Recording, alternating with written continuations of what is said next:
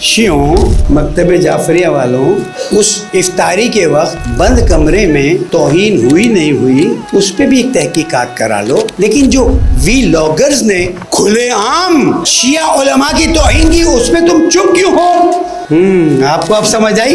मैं से भी एक छोटा सा नुक्ता निकाला है। पहले तो सवाल ये कि 2 दिन बाद तौहीन का एहसास क्यों हुआ? उसी इफ्तारी में मैं क्यों नहीं निकल गया? उसी खाने में मैं क्यों नहीं निकल गया? मैं तो अपने जाके, यानी लोग अपनी बातें कर रहे थे और साहब खड़े थे, सुन रहे थे। सपोज निकल जाना चाहिए था, उसी वक्त नाराजगी का ऐलान करना चाहिए था, उस रात को कर लेते, अगले दिन कर लेते। 2 दिन बाद क्या हुआ उस पर आप गौर कीजिएगा।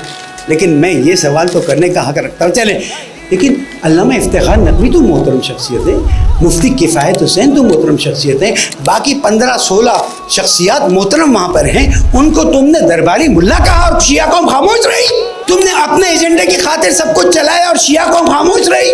मगर मुझे ये बताओ कि जब इन वीलॉगर्स ने आपके, जिनके पीछे आप नमाज पढ़ते हैं, मत पढ़िए मेरे पीछे नमाज, कोई मुश्किल नहीं है, लेकिन जिन मोहतरम उलमा के भी, अब मैं और नाम नहीं लेता खामोखा उनके लिए कोई, वो उनकी भाई उन्होंने यही कहा ना कि ये बूट पॉलिशिए गए, ये तलवे चाटने वाले गए, ये दरबारी मुल्ला गए, आपकी कौम की नुमाइंदगी गई थी। सही गई गलत गई, उलमा बैठ के फैसला करें। मैं तैयार हूँ उलमा के इस फैसलों को कबूल करने के लिए।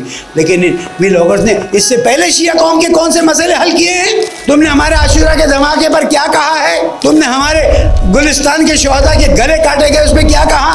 तुमने हमारे कोयटा के 11 दिन के जनाजे पड़े रहे, तुमने क्या कहा? उस वक्त तो तुमको कुछ नहीं सूझा। शिया कौम के उलमा की तौहीन हुई है और अब तुम उठ के निकल आए हो।